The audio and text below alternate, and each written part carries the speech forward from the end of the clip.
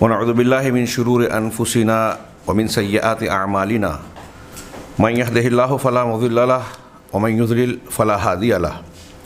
واشهد ان لا اله الا الله وحده لا شريك له واشهد ان محمدا عبده ورسوله اما بعد اعوذ باللہ من الشیطان الرجیم بسم اللہ الرحمن الرحیم یا ایھا الناس اتقوا ربکم الذی خلقکم من نفس واحدہ وخلق منها زوجها وبث منهما رجالا كثيرا ونساء واتقوا الله الذي تساءلون به والارحام ان الله كان عليكم رقيبا يا ايها الذين امنوا اتقوا الله حق تقاته ولا تموتن الا وانتم مسلمون يا ايها الناس اتقوا ربكم يا ايها الذين امنوا اتقوا الله وقولوا قولا سديدا يصلح لكم اعمالكم ويغفر لكم ذنوبكم ومن يطع الله ورسوله فقد فاز فوزا عظيما فإن أصدق الحديث كتاب الله وخير الهدي هدي محمد صلى الله عليه وسلم وشر الأمور محدثاتها وكل محدثة بدعة وكل بدعة ضلالة وكل ضلالة في النار أعوذ بالله من الشيطان الرجيم وقليل من عبادي الشكور.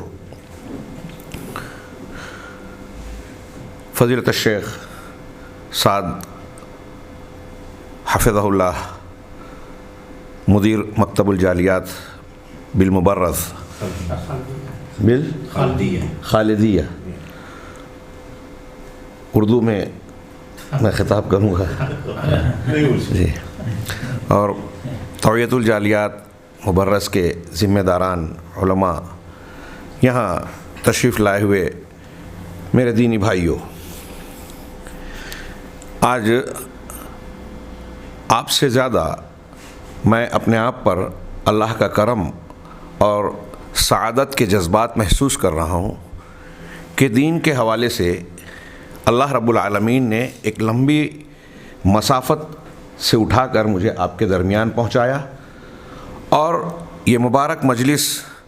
جو اللہ کے دین کو سمجھانے کے لیے منعقد کی گئی ہے، مجھ جیسے کم علم بے بضاعت شخص کو موقع دیا گیا. میں اللہ سے دعا کروں گا کہ ہماری اس ملاقات کو قبول فرمائے، بابرکت بنائے، دنیا اور آخرت میں فائدے کا ذریعہ بنائے. یہاں موجود اکثر لوگ ایسے ہیں جو کسی دوسری ملک سے یہاں اپنے کسی مقصد کے تحت تشریف لائے. یہاں پہنچنے کے بعد کوئی کسی بھی حالت میں ہو، وہ ایک قسم کی اگرچہ اپنے مسلمان ہم منہج، ہم مذہب، اخوان اور بھائیوں میں ہے، لیکن ایک قسم کی اجنبیت محسوس کرتا ہے کہ وہ اپنے گھر بار سے دور ہے. اور اسی فکر کی بنیاد پر ہر کوئی کی ایک چاہت ہوتی ہے کہ کیسے بھی ہم اپنے کاموں کو یا مقصد کو پا کر اپنے گھر بار کی طرف لوٹیں. ہاں، یہ غربت مسافرت کی وجہ سے ایک اجنبیت کی شکل میں موجود ہوتی ہے، کسی نہ کسی سطح پر، کسی نہ کسی خیال میں، ہمارے ذہن کے کسی کونے میں بیٹھا رہتا ہے کہ ہم یہاں کے نہیں ہیں. اس اجنبیت کا احساس ہماری دنیاوی اعتبار سے ہے، علاقائی اعتبار سے ہے. آج کی ہماری اس نشست کا جو عنوان ہے، شیخ ربیع بن ہادی مدخلی حفظہ اللہ کے ایک محاضرے کے حوالے سے غربت الاسلام ہے، اسلام کی غربت. اس کا موضوع میں وقت محدود ہے، اس لیے تمہیدی گفتگو میں وقت گزارے بغیر اللہ کے نبی صلی اللہ علیہ وسلم کے ان ارشادات کی طرف توجہ مبذول کراؤں گا جو شیخ نے پیش کیے ہیں. سب سے پہلے شیخ نے اس عنوان پر گفتگو کرنے سے پہلے دعا کی کہ اسلام کی غربت کا جو موضوع ہے وہ آج کے زمانے میں انتہائی اہمیت کا حامل ہے، جبکہ ہر طرف ادیان باطلہ اور ظلمات بعضها فوق بعض کی ایک نظیر پیش کرتے ہوئے افکار ادیان کی بھرمار ہے. بہت سارے گمراہ عقائد، ادیان، مناہج پائے جاتے ہیں. ایسے میں جناب محمد رسول اللہ صلی اللہ علیہ وسلم کا یہ ارشاد اپنے اندر ہمارے لیے ہدایت کا بہت بڑا سامان لیا ہوا ہے. اس میں ہمارے لیے جہاں تنبیہ ہے کہ ایک زمانہ ایسا آئے گا کہ ادیان افکار کی اتنی زیادہ بھرمار ہوگی اور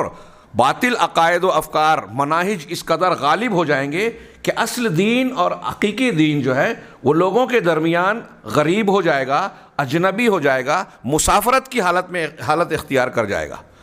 اس میں ایک طرف تنبیہ ہے لوگوں کو کہ ایسے حالات میں حق کی تلاش کریں، صحیح منہج، صحیح عقیدہ اور توحید کے حقیقی دین کو جو انبیاء کرام علیہ الصلاۃ والسلام نے پیش کیا اور سب سے مکمل کامل شکل جناب محمد رسول اللہ صلی اللہ علیہ وسلم نے پیش کی، اسے حاصل کرے، تلاش کرے اور اسے اختیار کرے۔ اور جب اسے اختیار کر لے تو ان حدیثوں کی شکل میں بقول شیخ ربی حفظہ اللہ وہ کہتے ہیں کہ اس میں ایسے شخص کے لیے جو حق پر قائم ہے، صحیح عقیدے اور منہج کو اختیار کیا ہوا ہے، اس کے لیے تسلی کا سامان ہے، صبر کی تلقین ہے۔ جب وہ نبی کریم صلی اللہ علیہ وسلم کا یہ ارشاد سنتا ہے کہ ان الاسلام بدأ غریبا، ہاں سیدنا ابو ہریرہ رضی اللہ تعالی عنہ سے یہ روایت ہے صحیح مسلم میں، ہاں ان الاسلام بدأ غریبا، یقیناً اسلام غربت کی حالت میں شروع ہوا۔ ابھی آپ آگے جانیں گے اس کے مفہوم کو۔ غربت کے کئی مفہوم کیے گئے، زیادہ مشہور ایک یہ ہے کہ اجنبیت اور ایک مسافرت۔ ہاں تو اسلام غربت کی حالت میں اس کا آغاز ہوا، سیعود و غریبا، اور عنقریب پھر سے یہ غریب یعنی غربت کی حالت میں لوٹ آئے گا، ہاں کما بدأ، ویسے ہی جیسے اس کے آغاز میں تھا۔ فطوبی للغربا، چنانچہ غربا کے لیے جن سے اجنبیت محسوس کی جائے ایسے لوگوں کے لیے خوشخبری ہے۔ ہاں آگے ہم پڑھیں گے کہ طوبہ جنت یا جنت کے ایک درخت کے لیے بھی بعض تشریحات اور علماء کی تشریح کے مطابق کہا گیا ہے۔ ہاں بہرحال اللہ کے نبی صلی اللہ علیہ وسلم کا یہ ارشاد کہ جو غربت اور اجنبیت دین حق پر قائم رہتے ہوئے لوگوں کی نظر میں غریب اور اجنبی بن جائے، ایسا شخص قابل مبارکباد ہے۔ اب ہم اگر حق پر قائم ہیں، اس کی جستجو کرنے کے بعد اللہ کی توفیق سے ہمیں حق، دین حق، توحید والا دین مل گیا اور ہم اس پر قائم ہیں، تو مخالفین کی مخالفت کا ہم پر کوئی اثر نہیں پڑے گا۔ جناب محمد رسول اللہ صلی اللہ علیہ وسلم کی یہ پیش گوئی اگر ہمارے سامنے ہے، شیخ نے دعا کی کہ ہم سب کو یہ دعا کرنا چاہیے کہ اللہ تبارک و تعالی ہمیں ان خوش نصیب غربا میں شامل کریں، کیونکہ غریب کہلانا جس کا تذکرہ اس حدیث میں کیا گیا ہے کہ ان لوگوں کے لیے مبارکباد ہے جن سے اجنبیت محسوس کی جائے، جو غریب بن جائیں، وہ حقیقت میں جناب محمد رسول اللہ صلی اللہ علیہ وسلم کے سچے پیروکار اور آپ کے دین کے صحیح فالوورز ہیں، آپ کے دین کو حقیقی معنی میں اختیار کرنے والے ہیں، اور اسی بنا پر، اسی وجہ سے ان کو لوگ اجنبی محسوس کریں گے۔ نبی کریم صلی اللہ علیہ وسلم کے اس ارشاد کو نقل کر کے شیخ نے یہ بتایا کہ اسلام، آپ کی یہ حدیث بتا رہی ہے کہ آغاز میں بھی اسلام کو اجنبی محسوس کیا گیا اور آخر میں بھی، آخری زمانوں میں بھی اجنبی محسوس کیا جائے گا۔ یہ دو طرف کا معاملہ ہے، شروعات میں بھی غربت اور آخر میں بھی غربت، درمیان کا معاملہ الگ ہوگا اسلام کے عروج کا۔ ہاں آگے اس کی تشریح میں ایک ضعیف روایت بھی پیش کی کہ ہر چیز کا عروج و زوال ہے، اسلام کا بھی عروج و زوال ہوگا۔ تو نبی کریم صلی اللہ علیہ وسلم نے یہ جو طرفین کی بات کی کہ یہ غربت کی حالت میں ہوں گے، اس کی تشریح کرتے ہوئے کچھ دوسری روایات کو شیخ نے پیش کیا۔ مثال کے طور پر حضرت عبداللہ ابن مسعود رضی اللہ تعالی عنہ کی حدیث ایک دوسری روایت ہے کہ بدأ الاسلام غریبا وسیعود غریبا، سئل صلی اللہ علیہ وسلم حینما قال فطوبی للغربا سألہ اصحابہ رضی اللہ تعالی عنہ من هم الغربا۔ نبی کریم صلی اللہ علیہ وسلم نے جب یہ بیان کیا کہ اسلام غربت کی حالت میں آغاز ہوا اس کا اور عنقریب یہ اسی حالت کی طرف لوٹ آئے گا، تو آپ سے پوچھا گیا کہ غربا کون ہے، کن لوگوں کو کہا گیا؟ تو آپ نے فرمایا النزاع من القبائل، قبائل میں سے کھینچے ہوئے لوگ، الگ کیے ہوئے لوگ۔ ہاں یہاں مراد ہے یعنی وہ بہت کم تعداد میں ہوں گے۔ ہاں امام آجوری نے، یہاں میں شیخ کی بات میں کی وضاحت کرنے کے لیے امام آجوری نے اس موضوع پر ایک مستقل کتاب لکھی ہے، ابو بکر الآجوری۔ ہاں اس میں انہوں نے اس کے تمام طرق کو نقل کیا اور پھر اس کی تشریحات بھی کی۔ اس کی تشریح یہ کی کہ شروع میں اسلام غربت کی حالت میں جو اس کی کیفیت بیان کی گئی ہے وہ یہ کہ جب نبی کریم صلی اللہ علیہ وسلم مبعوث ہوئے، مکۃ المکرمہ میں مبعوث ہوئے، اس وقت دوسرے ادیان پائے جاتے تھے، یہودیت تھی، نصرانیت تھی، شرک تھا، مشرکین کا اپنا دین و مذہب تھا۔ اب جب آپ نے دین حق کو پیش کیا، اللہ کی توحید کو پیش کیا، تو اس وقت اس توحید کی تعلیم کو اجنبی اور غریب محسوس کیا گیا، اور اسے قبول کرنے میں لوگ بڑے بدکے ہوئے تھے۔ آپ کی دعوت کو قبول کرنے والا ایک دو قبیلے میں کوئی ایک فرد، کوئی دو فرد، بعض لوگ تشریح کرتے ہوئے یہ کہتے ہیں کہ یہ کیفیت مدینہ کی ہے، لیکن میں سمجھتا ہوں مدینہ سے زیادہ مکہ کی ہے۔ مکہ اور مدینہ دونوں زمانے میں مجموعی طور سے عالمی حالات کو سامنے رکھیں تو بات فٹ ہوتی ہے غربت کی، لیکن مکہ میں زیادہ معاملہ تھا۔ آپ کو لوگ صابی کہتے تھے، مسلمان کوئی ہو گیا تو کہتے تھے سبا، یعنی وہ بے دین ہو گیا، جبکہ دیندار ہوتا تھا۔ وہ دین، صحیح دین اختیار کرنے والے کو بے دین کہا جاتا تھا۔ تو اب قبیلے میں ایک دو فرد ہے۔ آگے شیخ نے تشریحات میں کہا کہ ایسا شخص بے حیثیت ہوتا تھا، اس کو دبایا جاتا تھا، اگر وہ کلمہ حق کا مظاہرہ کرے تو ستایا جاتا تھا، ایذا دی جاتی تھی، پریشان کیا جاتا تھا، اور کوشش کی جاتی تھی کہ یہ اپنے دین حق کو چھوڑ کر اپنے آبائی دین پر، باپ دادا کے دین پر واپس لوٹ آئے۔ تو النزاع من القبائل،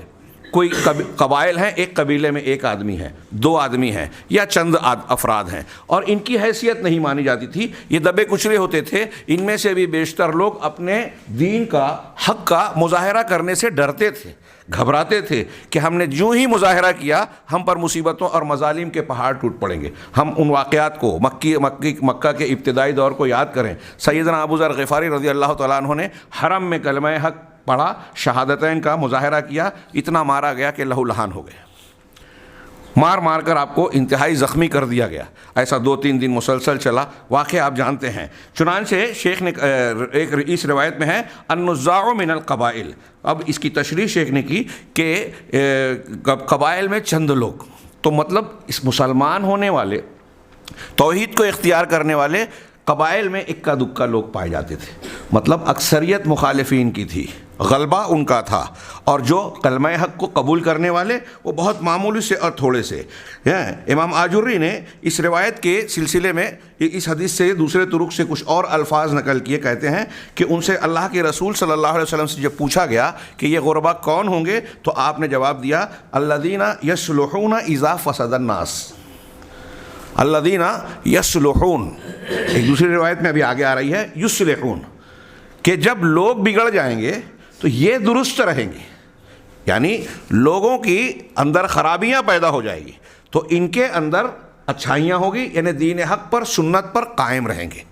یہاں شیخ نے تذکرہ نہیں کیا، لیکن امام آجری نے اس کی تشریح میں یہ بات کہی کہ ابتدائے اسلام میں جس کو غربت سے تعبیر کیا گیا وہ یہ تھا کہ دوسرے مذاہب کے مقابلے میں، شرک اور کفر کے مقابلے میں اسلام اور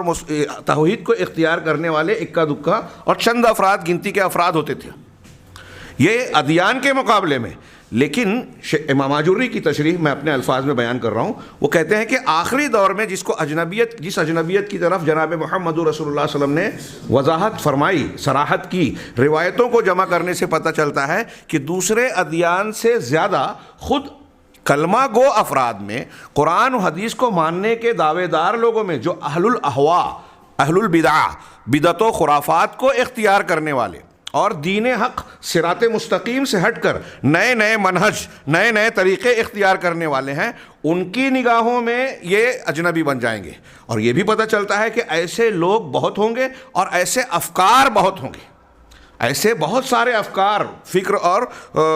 مذاہب و مکاتب ہوں گے۔ آگے بیان کیا ہے شیخ نے اسی تشریح میں کہ اللہ کے نبی صلی اللہ علیہ وسلم کا بڑا مشہور فرمان ہے کہ میری امت کے 72 فرقے، میری امت کے 73 فرقے ہوں گے، یہود و نصارہ کے 71 اور 72 فرقے ہوئے، میری امت کے 73 فرقے ہوں گے، ان میں سے وہ سارے کے سارے جہنم میں جائیں گے سوائے ایک کے۔ ہاں، یہ ایک الگ بحث ہے، میں اکثر اس روایت کے ضمن میں کہتا ہوں کہ ہمارے یہاں کچھ لوگ اعتراض کرتے ہیں اور اس پر ناک بھاؤں چڑھاتے ہیں کہ یہ روایت بیان کی جاتی ہے تو ان کو بہت برا محسوس ہوتا ہے۔ ہاں، یہ 72 کے 72 فرقے یا ان کے سارے افراد ایسے نہیں ہوں گے جو ہمیشہ جہنم میں ہوں، جو کفر اور شرک اکبر کے درجے کو پہنچیں گے، جیسا کہ اہل سنت والجماعت کا عقیدہ ہے کہ کفر اکبر، شرک اکبر سے کم درجے کا جو گمراہ ہے وہ جہنم میں اگر گیا بھی تو اللہ رب العالمین کے فضل و کرم سے اور اس کی تشریحات آپ سنتے پڑھتے رہتے ہیں اہل علم سے، اہل سنت والجماعت کا عقیدہ کہ وہ نکالے جائیں گے۔ بہرحال یہ 72 جہنم میں جائیں گے، اس کا مطلب یہ کہ گمراہ لوگوں کی، گمراہ مناہج کی کتنی کثرت ہوگی۔ یہ غلط افکار ہی ہوں گے نا، 72 فرقے مطلب 72 گمراہیوں کے طریقے۔ ہاں اس کے بالمقابل اہل حق ایک ہوں گے. یہ خود ایک اجنبیت کی تشریح کر رہا ہے کہ مسلمان کہلانے والے جو اندر داخلی طور پر اہل ایمان ہوں گے. کچھ تو ایسے ہیں جن کو ہمارے بعض شیخ حمود حفظہ اللہ نے کہا کہ کچھ ایسے ہیں جو انتساب اسلام کی طرف کرتے ہیں لیکن وہ اسلام میں ان 73 فرقوں میں شامل ہی نہیں ہیں. ان میں وہ روافظ کو، باطنیہ کو، افراق الباطنیہ کہہ کے دروز اور ایسے بہت سارے فرقوں کا تذکرہ کرتے ہیں. ہاں تو جو وہ الگ ہیں. جو مسلمان اسلام کے دائرے میں شامل لوگ ہیں، آپ دیکھیے کہ 72 ایک طرف اور ایک طرف. اس سے پتہ چلا کہ یہ ایک جو ہوگا یہ غریب ہے، یہ کثرت سے ہیں اور ان کو اجنبی محسوس کیا جائے گا، دبایا جائے گا، ستایا جائے گا، ان کی مخالفت کی جائے گی. چنانچہ نبی کریم صلی اللہ علیہ وسلم نے فرمایا کہ ان کے لیے توبہ ہے. کون؟ جو لوگوں کے بگاڑ کے وقت خود درست ہوں گے. یہاں میں آپ لوگوں سے عرض کرنا چاہوں گا کہ یہ ہمارے لیے نبی کریم صلی اللہ علیہ وسلم کی تنبیہ بھی ہے، آپ کا ایک معجزہ بھی ہے کہ جو ہونے والا ہے پہلے سے اس کی خبر دی. ہمارے اور آپ کے لیے ہدایت بھی ہے، رہنمائی ہے، انتباہ کہ آپ آگاہ رہیں. ہر اسلام کی طرف نسبت کرنے والا گروہ یا ہر چمک دمک رکھنے والا منہج حق نہیں ہے. ہاں لوگ چمکدار اور بہت ساری ایسی چیزیں، نعرے بدعوے پیش کریں گے آپ کے سامنے. آج ہم دیکھ رہے ہیں عالم اسلام میں بہت سارے نوجوان، نئی نسل کے لوگ، علماء ربانیین باعمل قرآن و سنت کے حقیقی علماء سے تلمذ اور ان سے استفادہ کیے بغیر دانشوران، مفکرین اور فلاں جو شہرت رکھنے والے نام ہیں، ان کے اتنے فالوورز ہیں، ان کے اتنے لائک کرنے والے ہیں، ان کی ایسی کتابیں ہیں، تو مفکرین اور دعات سے دین لے رہے ہیں اور ان کو یہ سمجھ میں نہیں آتا. اس بنیاد پر وہ ولا اور برا ان کے افکار کی بنیاد پر دوستی دشمنی کرتے ہیں اور انہیں یہ سمجھ میں نہیں آتا کہ اہل حق اور حق کیا ہے، اہل باطل اور باطل کیا ہے. نتیجہ یہ ہوتا ہے کہ اسلام پسندی کے نام پر، دینداری کے نام پر وہ دین اختیار کر رہے ہیں، قربانیاں دے رہے ہیں، کوششیں کر رہے ہیں، پیسے خرچ کرتے ہیں، کچھ لوگوں سے دین سیکھنے کی کوشش کرتے ہیں لیکن غلط منہج کی تعلیم حاصل کرتے ہیں. اس منہج کو جو صراط مستقیم سے انحراف رکھتا ہے اپنے اندر، ہاں، اور وہ باطل طریقوں یا بگڑے ہوئے منحرف مناہج کی طرف چلے جاتے ہیں. چنانچہ اللہ کے نبی صلی اللہ علیہ وسلم نے ان کے لیے توبہ کہا تو شیخ نے یہاں ضمناً یہ بھی بیان کیا کہ توبہ سے مراد کچھ لوگوں نے کہا کہ جنت ہے اور بعض لوگوں نے کہا کہ جنت میں ایک درخت ہے. اگر ہم جنت کا درخت بھی مانتے ہیں تو اس کا مطلب ان کے لیے جنت کا درخت ہے تو خود یہ بات اس کے اندر اقتضاء النص کے طور پر داخل ہوگی. جب جنت کا درخت ملے گا تو جنت میں تو داخل ہوں گے. امام ترمذی کی ایک روایت کو ایسے ہی الفاظ سے نقل کر کے، جس میں کچھ ذوف ہے، شیخ نے اس نقل کیا اور پھر اس میں یہ بتایا کہ ایک نئے صفت کا اضافہ کیا، غربا کی. میں بات کو کم وقت محدود ہے اس لیے اس علمی تفصیل کو، روایت کی تفصیلات کو پیش نہ کرتے ہوئے یہ صرف یہ بیان ہو کہ ترمذی کے اور مسند احمد کے حوالے سے شیخ نے 2 اوصاف غربا کے اور بیان کیے جو حدیث میں مذکور ہیں. ہاں اگرچہ ان روایتوں میں بعض میں سندی اعتبار سے کمزوری ہے لیکن واقعاتی اعتبار سے شیخ نے کہا کہ واقعات اور شواہد کو سامنے رکھیں تو یہ مانن غلط نہیں ہے. تیسری صفت جو بتائی کہ الذین یصلحون اذا فسد الناس، پہلا بتایا تھا کہ یصلحون، کہ لوگ جب بگڑ جائیں گے توحید سے، سنت کے طریقے سے، کسی طرح قدر کوئی کم کوئی زیادہ منحرف ہو جائے گا تو یہ خود اصلاح پر ہوں گے، توحید اور سنت کے طریقے پر ہوں گے. اور اگلی صفت بیان کی کہ صرف اتنا ہی نہیں، ایک زائد وصف اور خوبی ان کے اندر ہوگی، الذین یصلحون، جو اصلاح کریں گے، دوسروں کی خرابی کا علاج کریں گے. دعوت و تبلیغ کے ساتھ علامہ ابن تیمیہ رحمہ اللہ فرماتے ہیں کہ سنت کا حکم دینا، الامر بالسنہ والنہی عن البدعہ یا الامر بالمعروف والنہی عن المنکر، کہ سنت کا حکم دینا اور بدعت سے روکنا یہ نیکی کا حکم دینے اور برائی سے روکنے میں شامل ہے. یہ میں کیوں اس پر فوکس کر رہا ہوں کہ آج ہمارے یہاں بہت ساری ایسی دعوتیں پائی جاتی ہیں جن کے یہاں شرک کا رد کرنا یا بدعات و خرافات کی مخالفت کرنا، منکرات پر نکیر کرنا یہ برا مانا جاتا ہے اور وہ دعوت حکمت اور صحیح اسلوب کے خلاف اسے سمجھتے ہیں. ہاں حکمت و اسلوب کے اپنے معنی اور مفہوم اپنی جگہ قائم ہے. ادعو الی سبیل ربک بالحکمہ آمنا بہ، یہ بالکل صحیح ہے، لیکن حکمت کا معنی، سب سے بہتر حکمت قرآن ہے. پھر حدیث ہے، اور نبی کریم صلی اللہ علیہ وسلم کے اسوے سے بڑھ کر حکمت کس میں ہو سکتی ہے؟ کیا اس کو ہم حکمت کہیں گے کہ آپ دعوت و تبلیغ کا کام کرنے کی بات کہہ رہے ہیں اور سنت کی بجائے بدعت کا اہتمام ہو رہا ہے، صحیح دین کی بجائے منحرف دین کو پھیلانے کی کوشش کی جا رہی ہے، اور آپ یہ کہیں کہ اس کا انکار کرنا جو ہے وہ حکمت کے خلاف ہے؟ آج بڑی بڑی دعوتوں میں یہ انحراف یا یہ غلط فہمی پائی جاتی ہے۔ چنانچہ غربا کی ایک صفت یہ ہے، اور یہ اہل حق ہیں، اللہ کے نبی صلی اللہ علیہ وسلم کی جو حدیث کو ہم پڑھ رہے ہیں، اور اس کی تشریح میں جو 72 فرقوں والی یا وہ حدیث جو بخاری مسلم کہہ کے ایک طائفہ منصورہ حق پر ہمیشہ قائم رہے گا، یہ سب ایک دوسرے سے جڑے تو معنی جو نکل کر آتا ہے وہ یہ کہ حق پر قائم رہیں، خود اس کو سیکھیں، سکھائیں، عمل کریں، اور دوسروں تک پہنچانے کے لیے جو کوشاں رہیں، کوشش کرتے رہیں۔ دوسروں تک پہنچانے کی کس چیز کی؟ توحید، جناب محمد رسول اللہ صلی اللہ علیہ وسلم کے دین حق کو، تبھی تو اجنبی محسوس کیے جائیں گے، لوگ ان کے ساتھ ستانے کا یا مخالفت کا برتاؤ اختیار کریں گے۔ چنانچہ اس حدیث میں ایک مزید وصف کا جو ذکر کیا گیا کہ خود کی اصلاح، جب لوگ بگاڑ کا شکار ہو گئے، بدعات و خرافات میں مبتلا ہو گئے، تو یہ سنت پر قائم ہے، خود یصلحون، اور ساتھ ساتھ یصلحون، دوسروں کی اصلاح کرتے ہیں، ان کی بدعت و خرافات پر ان کو آگاہ کرتے ہیں، ان کی اصلاح کی کوشش کرتے ہیں۔ یہ غربا کی صفت ہے۔ یہاں یہ بھی معلوم ہوا فمن جاہدہم بیدہ فہو مؤمن ومن جاہدہم بلسانہ فہو مؤمن ومن جاہدہم بقلبہ فہو مؤمن ولیس وراء ذلک حبۃ خردل من الایمان۔ یہ حضرت عبداللہ بن مسعود کی صحیح مسلم کی اور ابو سعید خدری رضی اللہ تعالیٰ عنہ کی روایت کے الفاظ ہیں تھوڑے سے فرق سے۔ اس کو سامنے رکھیں کہ جو ہاتھ سے منکرات کے خلاف کوشش کرے، جو زبان سے، جو دل سے برا جانے، تغییر کی کوشش کرے، اصلاح کی کوشش کرے، وہ ایمان والا ہے درجہ بدرجہ۔ اس کا مطلب یہ ہوا کہ جو شرک اور بدعت پر خاموشی اختیار کرے، مشرک کو نہ ٹوکے، یا دوسرے لفظوں میں شرک اور بدعت کا تعاون کرے، اہل بدعت کو آگے بڑھائے۔ ہمارے بہت سارے لوگ جو ہیں بدعت و خرافات یا انحراف کو جاننے کے باوجود بعض مفکرین اور دعات کی تائید کرتے ہیں، ان کی تعریف کرتے ہیں، ان کو اس بات کا اندازہ بھی نہیں لگتا کہ ایسا کرنے سے عام انسانوں پر کیا اثر پڑنے والا ہے۔ جب آپ اس کی کسی خوبی پر تعریف کرتے ہو تو ایک عوام کو آپ یہ میسج دیتے ہو کہ اس کی فکر، اس کا منہج آپ کے یہاں قابل قبول ہے، آپ اس کی تعدیل کر رہے ہو، اس کو سند دے رہے ہو، اور لوگوں کے لیے یہ راستہ کھول رہے ہو کہ یہ غلط چیز آپ اس کی قبول کریں۔ ہمارے یہاں کچھ علماء کرام اور بعض دین کا کام کرنے والے اس مداہنت کا اور اس کمزوری کا شکار ہوتے ہیں۔ انہیں ان روایتوں کے معنی اور مفہوم پر غور کرنا چاہیے۔ آپ اندازہ لگا سکتے ہیں کہ اس کی کتنی ضرورت ہے۔ میرے بھائیو، ہم دنیا کے لیے کتنی کوشش کرتے ہیں، ہمیشہ کی زندگی کے لیے یہ ہم کو سیکھنا ہوگا کہ ہمیشہ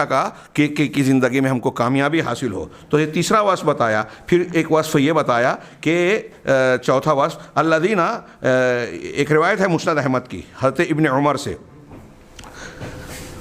حضرت ابن عمر رضی اللہ تعالیٰ عنہ کی حدیث میں ہے کہ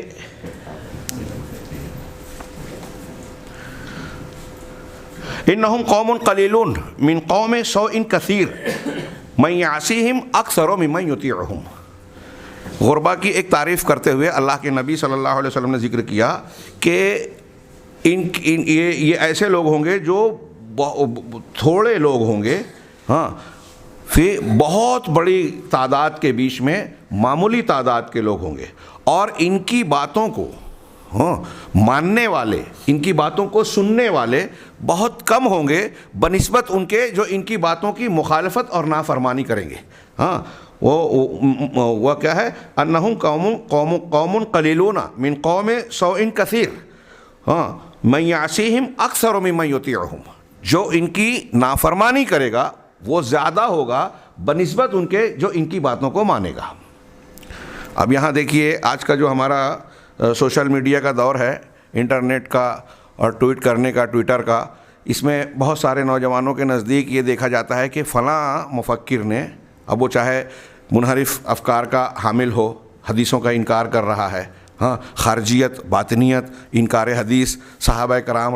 رضی اللہ عنہم پر طعن و تشنیع والی گمراہ فکر کو پیش کر رہا ہے، لیکن اس کے لائک کرنے والے، سننے والے بہت ہیں۔ یہ تعداد دیکھتے ہیں کہ ارے ان کو سننے والے اتنے لاکھ ہو گئے، ہاں، ان کے اتنے فالوورز ہیں، تو ان کو قبول کیا جائے. نبی کریم صلی اللہ علیہ وسلم تنبیہ کر رہے ہیں کہ غربا اہل حق وہ ہوں گے جن کی بات کو ماننے سننے والے کم ہوں گے, کم لائک کریں گے لوگ, اور جن کی مخالفت کرنے والے, نافرمانی کرنے والے بہت زیادہ ہوں گے, تعداد ان کی زیادہ ہوگی. کہہ رہے ہیں اسی سے ہم کو یہ پتہ چلا, شیخ ربیع نے فرمایا کہ حق کے دعات, حق کی طرف دعوت دینے والے, ہدایت اور اتباع کی طرف دعوت دینے والے, یہ ہمیشہ کم تعداد میں ہوں گے, اور اس کے بالمقابل باطل کے دعات اور اہل باطل ان کی تعداد زیادہ ہوگی, اور جو ان کی باتوں کو, اہل حق کی باتوں کو مانے گا, قبول کرے گا, وہ کم ہوں گے بنسبت ان لوگوں کے جو اہل باطل کے پیچھے اور ان کی طرف چلتے ہیں اور ان سے چیزوں کو لیتے ہیں. یہ شیخ کہتے ہیں کہ یہ حدیث حضرت ابن عمر کی امام احمد رحمہ اللہ نے نقل کی. اس میں یہ بھی ہے کہ یہ تھوڑے لوگ ہوں گے, ہاں, اور یہ برے لوگوں کے درمیان, اور یہ حقیقت ہے. اس لیے کہ اسلام بھی ابتدا میں ایسے ہی لوگوں میں شروع ہوا, اور اس کی تاریخ دیکھیے کہ جناب محمد رسول اللہ صلی اللہ علیہ وسلم نے جب اپنی دعوت کا آغاز کیا تو اصحاب رسول کی تعداد کیا تھی, اور پھر تعداد کے اعتبار کے ساتھ ساتھ اگر ہم دیکھیں تو قوم کے جو اشراف تھے, سرداران تھے, ہاں, الملا, بڑے بڑے لوگ جو تھے, وہ مخالفت کر رہے ہیں, اور کمزور لوگ, حضرت صہیب رضی اللہ تعالیٰ عنہ, حضرت بلال رضی اللہ تعالیٰ عنہ, اکثریت ایسے لوگوں کی تھی جو سماجی اعتبار سے کمزور مانے جاتے تھے. ہاں, اس اعتبار سے بھی دیکھیے غربت کا یہ عالم ہے اسلام کا کہ شروع میں نبی کریم صلی اللہ علیہ وسلم پر ایمان لانے والے کمزور بھی تھے اور بہت تھوڑے بھی تھے, جس کا تذکرہ پیچھے کیا گیا کہ ہم النزاع من القبائل, یعنی ہر قبیلے میں ایک اور دو جو قبیلے سے الگ کیا گیا ہو. اور جو لوگ نبی کریم صلی اللہ علیہ وسلم, شیخ نے مزید وضاحت کرتے ہوئے کہا کہ جو لوگ نبی کریم صلی اللہ علیہ وسلم کی دعوت پر لبیک کہتے تھے صحابہ کرام شروع میں, تو اس کے نتیجے میں خود انہیں اپنے اہل خاندان, عشائر کا, اپنے قبیلے کے لوگوں کا خوف ہوتا تھا, ان سے ڈرتے تھے, ان کو مختلف قسم کی اذیتیں دیتے تھے, ان کو ابتلا اور آزمائش میں انتہا درجے کے مسائل سے دوچار کرتے تھے, انہیں بالکل کچل کر رکھ دیتے تھے, ان کو مختلف قسم کی سزائیں اور عذاب دیتے تھے. بلکہ اہل مکہ, جیسا کہ ہم جانتے ہیں, نبی کریم صلی اللہ علیہ وسلم پر ایمان لانے والوں کے ساتھ کس طریقے کا سلوک کرتے تھے, ان کے قرابت دار اور خود مکہ کے سرداران ان کے ساتھ کتنے سخت حالات, سخت معاملات کرتے تھے, یہ ہم اور آپ جانتے ہیں, جس کے نتیجے میں صحابہ کرام کو ابتدائی زمانے میں حبشہ کی طرف ہجرت کرنا پڑی. 2 مرتبہ الگ الگ تعداد میں ابتدائی مسلمان حبشہ کی طرف ہجرت کرنے پر مجبور ہوئے, پھر تیسری مرتبہ اللہ رب العالمین کی اجازت سے مدینۃ المنورہ کی طرف ہجرت کرنی پڑی. اور یہ سب کس لیے تھا کہ یہ ان کے دین سے, اپنے دین کو بچانے کے لیے فرار اختیار کرنا پڑتا تھا. یہ بعض, شیخ نے یہاں پھر اس کا ذکر کرتے ہوئے فرارم بدینہم کا لفظ استعمال کر کے کہا کہ بعض حدیثوں میں غربا کی یہ گویا ایک صفت بیان کی گئی ہے کہ یفرون بدینہم, جیسا کہ حدیث ابن عمر رضی اللہ تعالیٰ عنہ میں آیا ہے, اور یہ مرفوعاً اور موقوفاً, یعنی اللہ کے نبی صلی اللہ علیہ وسلم سے اور صحابی رسول سے الگ الگ انداز میں مروی ہے کہ نبی صلی اللہ علیہ وسلم فرماتے ہیں کہ آپ سے پوچھا گیا کہ غربا کون ہیں, تو آپ نے کہا الفرارون بدینہم یبعثہم اللہ تعالی مع عیسی ابن مریم علیہ السلام, کہ یہ وہ لوگ جو اپنے دین کو بچانے کے لیے فرار کی راہ اختیار کرنے پر مجبور ہوئے, ہاں, اپنی بستی سے, قوم سے, علاقے سے نکلنے پر مجبور ہوئے, اور اللہ تعالیٰ انہیں عیسیٰ علیہ الصلاۃ والسلام کے ساتھ مبعوث کرے گا. شیخ نے کہا کہ اس کی سند میں کمزوری ہے, فی سند ہی لین, اس کی سند مضبوط نہیں ہے, لیکن کہہ رہے ہیں کہ اگر آپ واقعے کی طرف دیکھیں تو واقعہ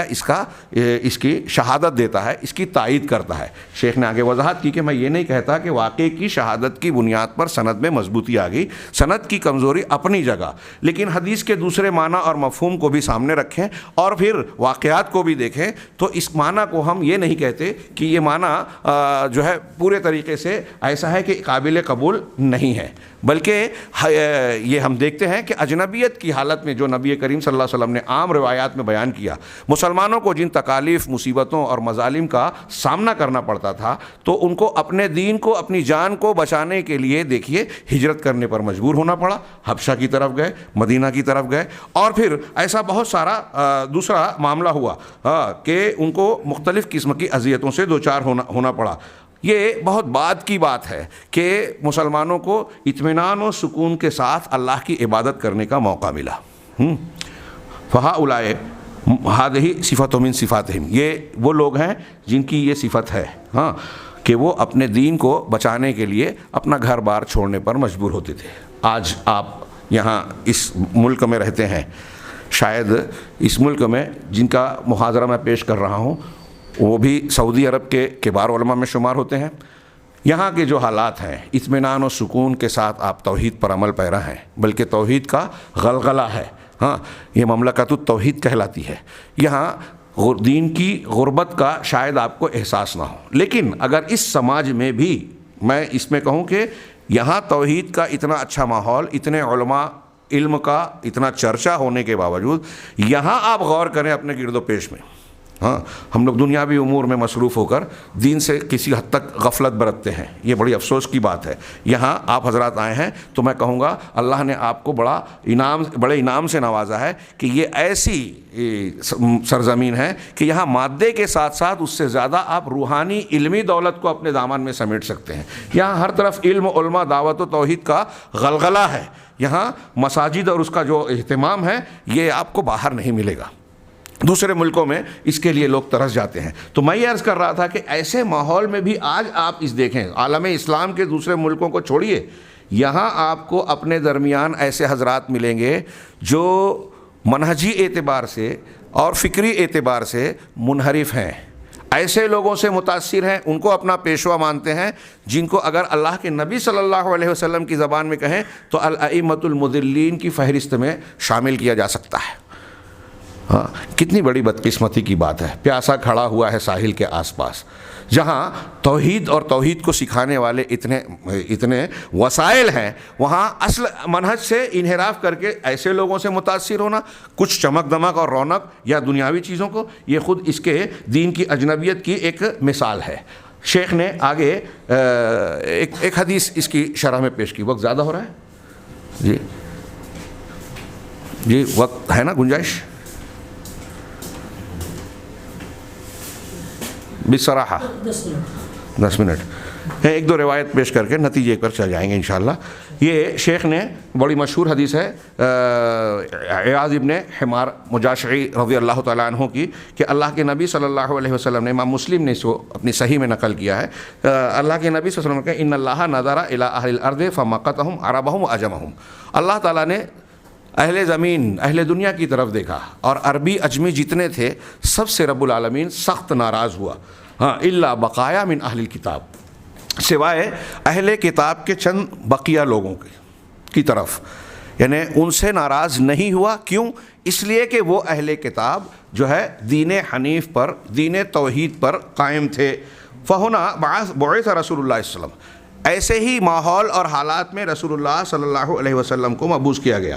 فہذا کان اول المسلمین، شیخ کی تشریح ہے یہ، چنانچہ یہ اسلام کا آغاز اور مبدأ اسلام تھا۔ چنانچہ نبی صلی اللہ علیہ وسلم کو مبعوث کیا گیا، آپ مبعوث ہوئے اور آپ نے لوگوں کو اسلام کی طرف بلایا۔ آپ کو اول امر میں کوئی ایک دو یا قبیلے کے چند افراد آپ کی دعوت کو قبول کر رہے ہیں اور وہ بھی اپنے خاندان اور قبیلے کے ڈر اور خوف کے ساتھ میں۔ چنانچہ ان میں سے اکثر ایسے رہے جن کو سخت اذیتیں، تکلیف، عذاب اور امتحان سے گزرنا پڑا۔ چنانچہ کہہ رہے ہیں کہ جس طرح اسی طریقے سے اللہ کے نبی صلی اللہ علیہ وسلم کے دین کے آغاز کا معاملہ تھا، جو اسلام میں داخل ہوتے وہ اس وقت غریب تھے، پھر اللہ تعالیٰ نے دین کو عزت بخشی، اپنے رسول کی مدد فرمائی، اپنے دین کو غلبہ عطا کیا، اور پھر مدینہ کی طرف ہجرت کرنے کے بعد اہل اسلام کو قوت و تمکنت حاصل ہوئی، بدر، فتح مکہ اور پھر آگے کی فتوحات۔ چنانچہ اہل اسلام اس کے بعد کھل کر غالب ہو گئے اور ہر طرف ان کا چرچا ہو گیا، دین کا چرچا ہو گیا، اور ہر روز اس میں اضافہ ہوتا گیا، یہاں تک کہ اذا جاء نصر اللہ والفتح ورأیت الناس یدخلون فی دین اللہ افواجا کی شکل سامنے آئی۔ اور پھر اتنا ہی نہیں، جو ہے جزیرۃ العرب میں دین پوری طریقے سے غالب ہو گیا۔ اور اتنا ہی نہیں بلکہ خلفائے راشدین کے دور میں سیدنا ابوبکر صدیق ہوں، عمر فاروق ہوں، حضرت عثمان غنی رضی اللہ تعالیٰ عنہ، اسلام بڑھتا ہی گیا، بڑھتا ہی گیا، بڑھتا ہی گیا، اور دنیا کی آباد علاقے کے 1/3 سے زیادہ حصوں میں دیکھتے ہی دیکھتے جو ہے پھیل گیا، اسلام کا پھریرہ لہرانے لگا۔ یہ دنیا کے مورخین ماہرین کے لیے بھی انتہائی حیرت ناک عجوبے کی بات ہے۔ چنانچہ اللہ تبارک و تعالیٰ نے اس کے بعد نبی کریم صلی اللہ علیہ وسلم کے آپ کے آخری دور میں حجۃ الوداع کے درمیان میں عرفہ کے دن قرآن کی آیت نازل فرمائی، الیوم اکملت لکم دینکم واتممت علیکم نعمتی ورضیت لکم الاسلام دینا، کہ دین ایسے مکمل ہوا کہ اب دین کو غلبہ اور چرچا حاصل ہو گیا، اس کو ظہور حاصل ہو گیا، چنانچہ اسلام غالب ہو گیا، اس کے متبعین کی ہر طرف کثرت اور بول بالا ہو گیا، اور پھر ایک دوسرے کی مدد کرنے لگے۔ یہاں پھر شیخ نے بات کے ادوار کا ذکر کیا جو میں نے اپنے الفاظ میں ابھی بیان کر دیا، کہ اگلے زمانوں میں مزید اس میں استحکام آتا گیا۔ پھر فتنے اس کے بعد جب صحابہ کا تابعین کا دور گزرا تو پھر فتنوں کا ظہور شروع ہوا۔ یہ بھی نبی کریم صلی اللہ علیہ وسلم کے ارشادات اور آپ کے خبروں کے عین مطابق تھا۔ چنانچہ بتدریج یہ فتنے بڑھتے گئے، شبہات کے فتنے اور پھر شہوات کے فتنے۔ شیطان نے بنی آدم کے لیے مختلف قسم کی چالوں اور جالوں کو بچھایا، اور انسان اس کا شکار ہوتے رہے۔ والذین یطیعونہ، اور جو لوگ شیطان کی اطاعت و فرما برداری میں لگ گئے، صحیح منہج سے اس کے جال اور چال میں آئے، فتنوں کی اتباع شروع کی، شبہات کے فتنوں میں پڑھتے گئے، قرآن و سنت میں کیڑے نکالتے گئے، ان سے الگ الگ اصولوں، یہ اگر ہم تاریخ بیان کریں کہ بھی عباسیوں اور امویوں کے دور میں، آخر دور میں جو یونان کی کتابیں آئیں، فلسفہ اور منطق کا دور آیا، اس کی بنیاد پر عقلیت کو غلبہ ملا، نقل پر قرآن و حدیث کے مقابلے میں انسان عقل کو ترجیح دینے لگا۔ پھر اللہ تبارک و تعالیٰ کے اسماء و صفات کے باب میں، تقدیر کے باب میں، سنت کی حجیت کے باب میں، اور پھر علم ایمان بالغیب کے مختلف متعلقہ امور سے متعلق جو ہے نئے اصول ضابطوں کی روشنی میں جو ہے عقل کو لگانے شروع کیا لوگوں نے، اور نئے اصول ضابطے بنا کر بہت سارے ثابت شدہ مسلمات کو جو دین کے عقائد کی حیثیت رکھتے تھے اور ایمان بالغیب سے جڑے ہوئے تھے، جو صحابہ تابعین تابعین یقینیات کے طور پر مانتے تھے، ان پر سوال اٹھانا شروع ہو گیا، اور پھر مختلف فرقے وجود میں آئے۔ شیخ نے آگے بیان کیا ہے جس کی تفصیل کا موقع نہیں ہے، میں یہاں یہ ذکر کروں، انہوں نے کہا کہ بہت سارے یہ شبہات کے فتنے جب پیدا ہوئے، اس سے عقیدوں میں خرابیاں پیدا ہوئی۔ شبہات کے فتنے سے عقیدے بگڑتے ہیں، شہوات کے فتنے سے انسان کا اخلاق کردار بگڑتا ہے۔ شبہات اور شہوات کے فتنے، کسی میں شبہات کے فتنے ہوئے، بظاہر دین پہ بڑا اچھا عمل کر رہا ہے، فضائل پر عمل کر رہا ہے، نمازیں پڑھ رہا ہے، نوافل پر عمل کر رہا ہے۔ آج ہمارے ارد گرد میں ایسے بہت سارے لوگ نظر آئیں گے کہ عمل کرنے میں ظاہر میں وہ دیندار نظر آتے ہیں، لیکن منہج میں، فکر میں، عقیدے میں کھلا ہوا انحراف پایا جاتا ہے۔ ایک طرف وہ دینداری کا مظاہرہ کرتے ہیں، دعویٰ کرتے ہیں، اس کا نعرے لگاتے ہیں، لیکن دوسری طرف آپ دیکھیں تو ان کے یہاں توحید کا معاملہ انتہائی کمزور ہے، ولا اور برا کا دینی اصول ان کے یہاں مجروح ہے۔ اسی طریقے سے ان کے یہاں مختلف قسم کی ایمانیات اور ترجیحات کے سلسلے میں اہل سنت والجماعت کے بالکل خلاف ہے۔ وہ صحابہ کرام اپنے اصولوں اور اپنی خود ساختہ بنیادوں کے چلتے ان لوگوں کو سے دوستی کرتے ہیں، تائید کرتے ہیں جو صحابہ کرام رضوان اللہ علیہم اجمعین اور اہل حق، اہل توحید کی مخالفت کرتے ہیں، اور ان کی تائید کرتے ہیں جن کے یہاں تصوف کی گندگی ہے، جن کے یہاں وحدت الوجود اور حلول کی گندگی ہے، جن کے یہاں خارجیت ہے، باطنیت ہے۔ یہ ساری چیزیں اگر آپ غور سے دیکھیں تو آج ہمارے سماج، معاشرے اور عالم اسلام میں ہر طرف نظر آئے گی۔ اللہ کے نبی صلی اللہ علیہ وسلم نے یہ شیخ نے نبی کریم صلی اللہ علیہ وسلم کی ان حدیث کے حوالے سے شبہات اور اہوا کے فتنوں کا تذکرہ کرتے ہوئے ایک اور عزیز کا ذکر کیا کہ اللہ کے نبی صلی اللہ علیہ وسلم نے یہ بھی ہمیں اور آپ کو تنبیہ کر دی تھی، یہ پیشین گوئی فرما دی تھی کہ انہ من یعش منکم بعدی فسیری اختلافا کثیرا، میرے بعد جو جیے گا وہ بہت سارے اختلاف پائے گا، دیکھے گا کہ بہت سارے جھگڑے لڑائیاں ہو رہی ہیں، اختلافات ہو رہے ہیں دین اور منہج کے سلسلے میں۔ تو اب آپ نے کیا تلقین فرمائی؟ آپ نے یہ نہیں کہا کہ فلاں مفکر، فلاں امام، فلاں منہج کو پکڑ لینا، واضح الفاظ ہیں۔ میں سمجھتا ہوں کہ اس حدیث کو سندی جو بھی حیثیت ہو، اکثر مختلف مسلمانوں کے فرقے اس حدیث کو مانتے ہیں۔ تو کہا فعلیکم بسنتی وسنت الخلفاء الراشدین المہدیین من بعدی، بالکل کلیئر، میری سنت اور میرے بعد خلفائے راشدین کی سنت۔ ہاں شیخ نے یہ بالکل فرمایا کہ یہ اختلاف جو ہے کس بنیاد پر پیدا ہوا؟ اللہ کے نبی صلی اللہ علیہ وسلم نے فرمایا کہ اختلاف پیدا ہوگا، کس بنیاد پر؟ شیخ نے اس کی طرف تنبیہ کی کہ یہ اختلاف جو داخل ہوا فہذہ البدع، یہ بدعات کی بنیاد پر، آپ نے جو کہا کہ اختلاف ہوگا میں دیکھے گا، وہ بدعت و خرافات کی بنیاد پر اختلاف ہوگا۔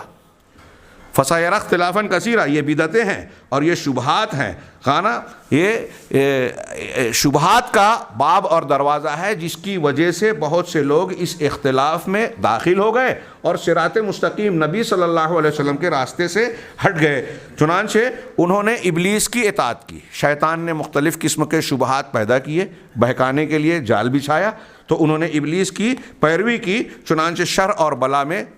داخل ہو گئے، فتنوں کے باب میں پڑ گئے، شبہات کے فتنوں میں۔ اور کسی نے دوسرے باب میں شیطان کی اطاعت کی، یعنی وہ ہے شہوات کا فتنہ، اور وہ بھی اس جو ہے انحراف میں داخل ہو گیا، اور اس نے اللہ کے اوامر اور رسول کے اوامر کی مخالفت کی، چنانچہ وہ اسی میں غرقاب ہو گیا۔ ان میں سے کچھ ایسے بھی ہیں جنہوں نے شبہات کے فتنے اور شہوات کے فتنے دونوں کو اکٹھا کیا، یہ دونوں فتنوں میں زیادہ برے ہیں۔ ہاں کہہ رہے ہیں جو شخص شبہات کے فتنے میں پڑا وہ عقائد، احوا اور فرقوں میں بڑھ گیا، جس پر کہ نبی صلی اللہ علیہ وسلم اور آپ کے صحابہ تھے اس سے ہٹ گیا، جبکہ آپ نے یہ بھی ارشاد فرمایا کہ میری امت کے 72-73 فرقے ہوں گے، سب جہنم میں جائیں گے۔ پوچھا گیا کہ نجات کون پائے گا، جہنم میں جانے سے محفوظ کون رہے گا؟ تو آپ نے واضح انداز میں فرمایا ما انا علیہ و اصحابی، جس پر میں ہوں اور میرے صحابہ۔ اس حدیث کو اس حدیث سے جوڑیے، ہاں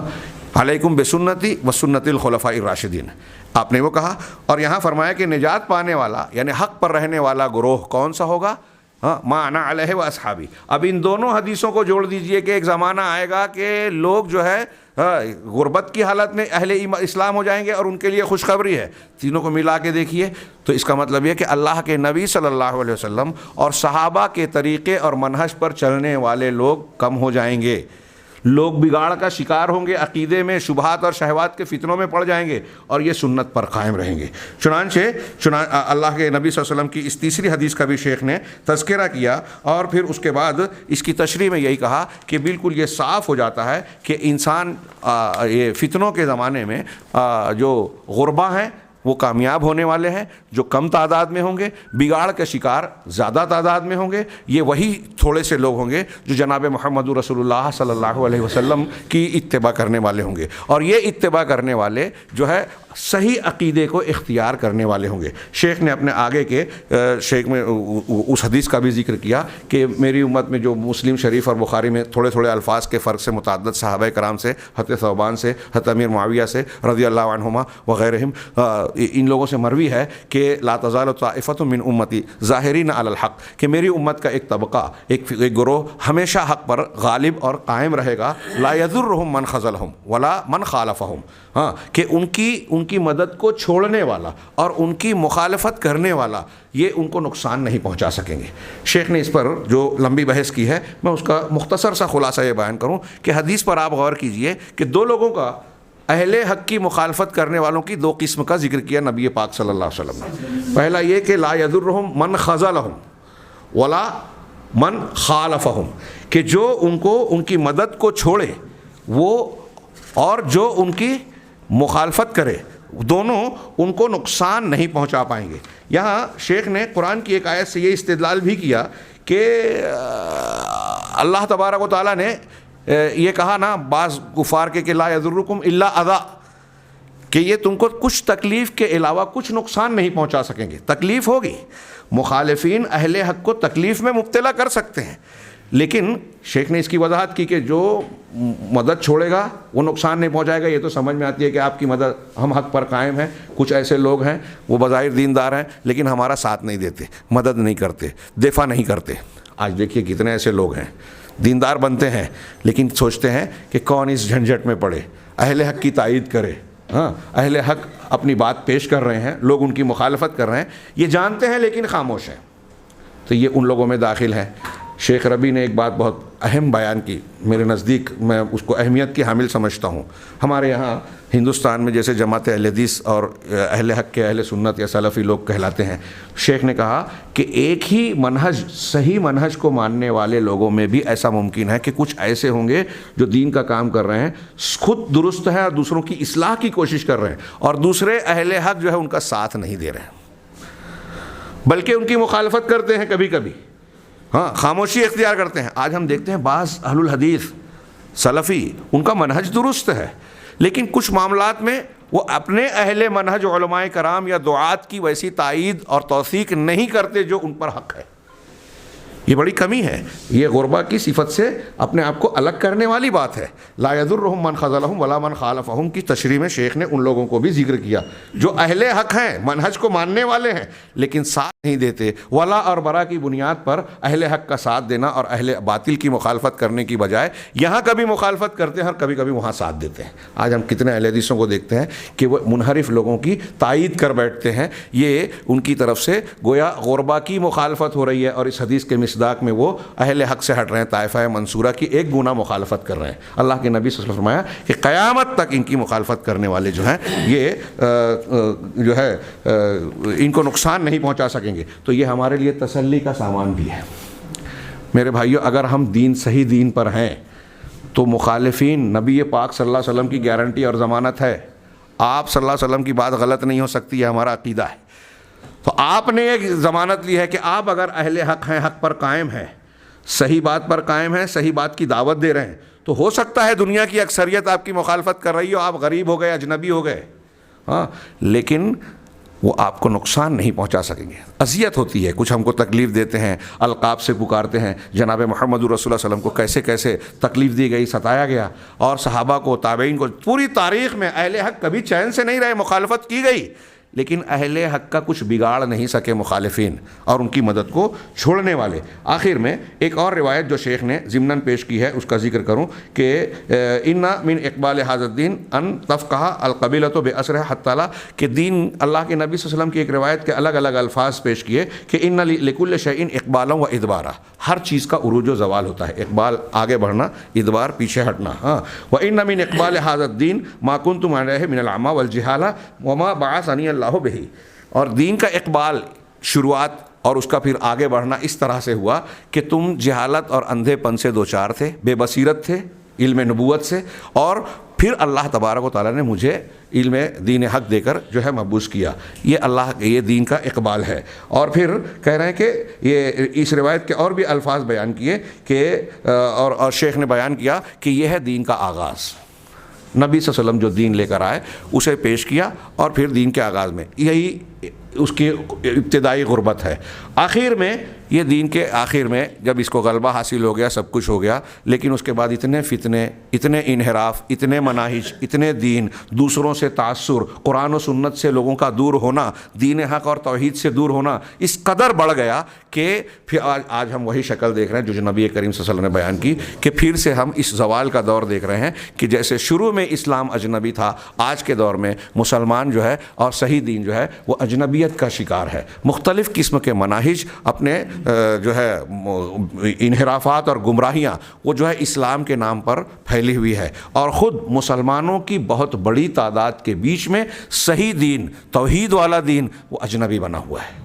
اور اس بنیاد پر جس دین کو وہ دین سمجھتے ہیں، اسلام سمجھتے ہیں، وہ جب صحیح دین نہیں ہے تو نتیجے میں ولا اور برا پوری زندگی کے جو اصول ضابطے ہیں، ترتیب ہے، وہ الٹ جاتی ہے۔ نتیجہ کیا نکلتا ہے کہ جو توحید کی تعلیم دے رہا ہے، جس کو وہ غریب محسوس کر رہے ہیں، اس کی وہ مخالفت کرتے ہیں۔